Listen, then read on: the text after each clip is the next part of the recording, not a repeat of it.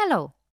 Welcome to our new series of videos dedicated to Cisco Application-Centric Infrastructure, also known as Cisco ACI.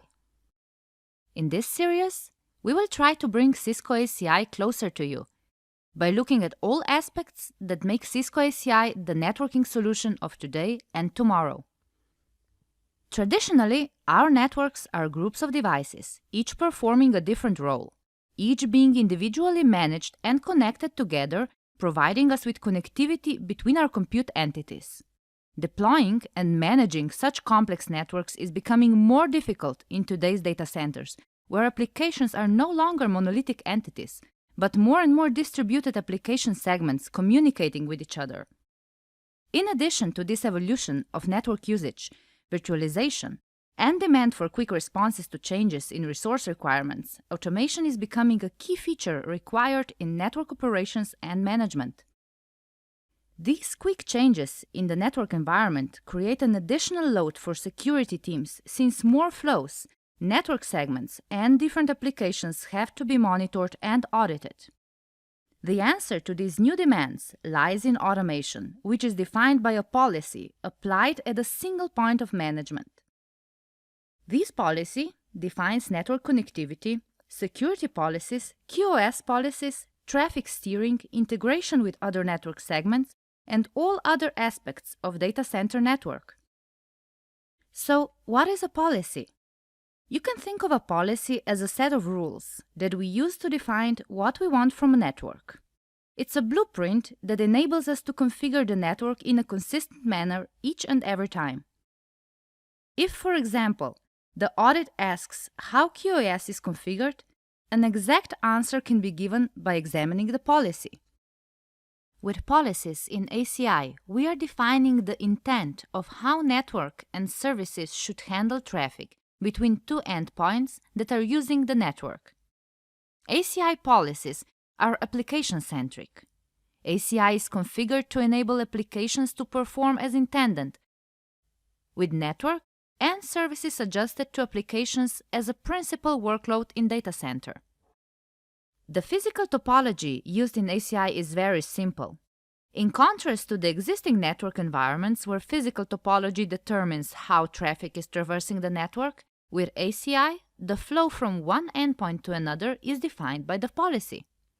Because of that fact, the topology used in ACI can be dramatically simplified and reduced to just two types of devices. Access switches, which in ACI are called leaves, provide all connectivity. They are used to connect all network devices, servers, firewalls, load balancers, routers, and everything else to the ACI network. All local switching is also done on the leaves. Another set of switches, called spines, is used as an interconnect between the leaves, providing the redundant backbone communication between leaves. The switches also provide the leaves with information about remote endpoint locations. Spine and leaves are connected in a so-called spine and leaf topology. Spines might be large modular switches or, on a smaller network, fixed-size switches. By using this simple, elegant topology, it's easy to extend the fabric with additional leaves if we need more access ports. We can also easily add spines if we want to increase our backbone capacity.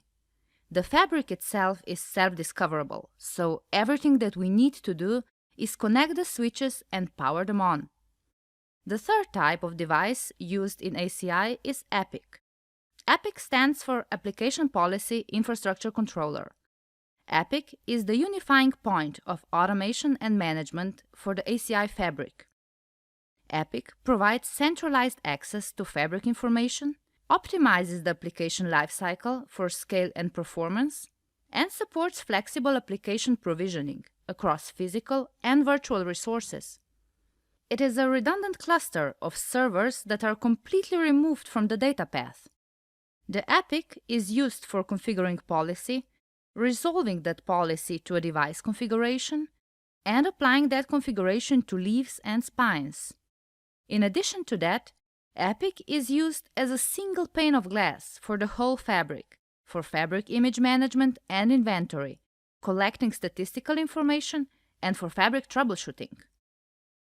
Once everything is connected and powered on, the initial configuration of the fabric is simple, highly automated, and a straightforward process, performed on Epic. It takes just a few minutes for the fabric to be ready to use.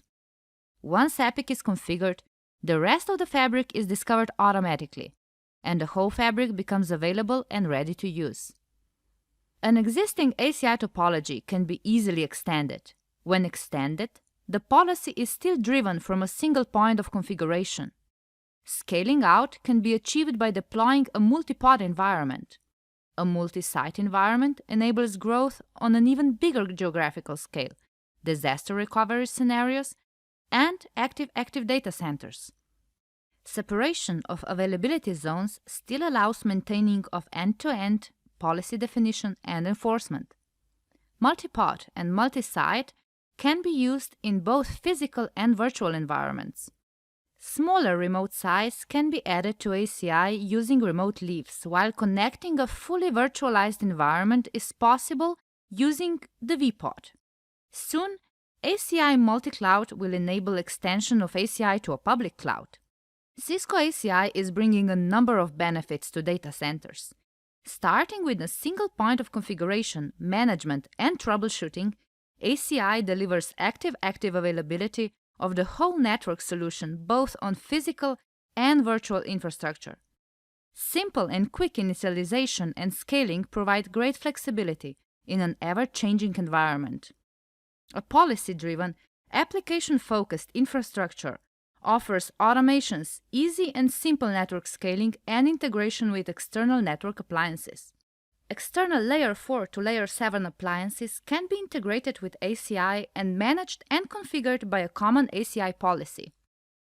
The whitelist security model ensures that even complicated security rules are applied consistently throughout the network. Multipod and multi-site, together with vPod, enable deployment of desired policies across both physical and virtual environment on a single or multiple locations, on-premises and in a cloud. This was the Cisco ACI technology overview and business value. See you in the next video when we will be talking about the Cisco ACI architecture overview. Thank you for watching.